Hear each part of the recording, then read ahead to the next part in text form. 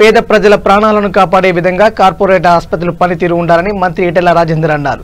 Secunderabad బేగంపేటలోని win ఆసుపత్రిలో vaccination centre ప్రారంభించిన మంత్రి ఈటెల కార్పొరేట్ ఆసుపత్రుల్లో పేద ప్రజలకు మెరుగైన వైద్యాన్ని అందించాలన్నారు.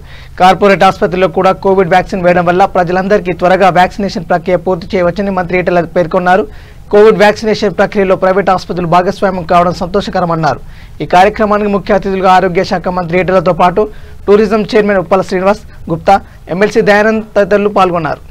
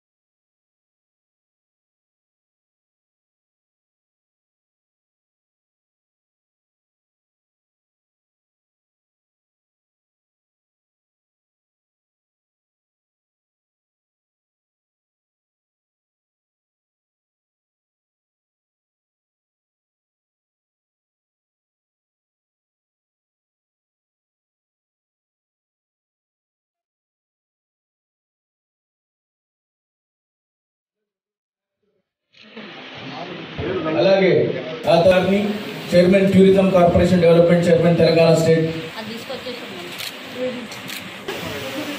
పెద్దవాడికి వ్యాక్సినేషన్ చేసేటువంటి కార్యక్రమం అధ్యక్షులు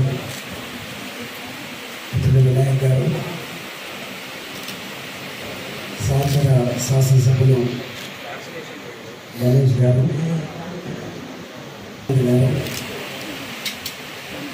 police housing chairman Ramavari Gupta గారు,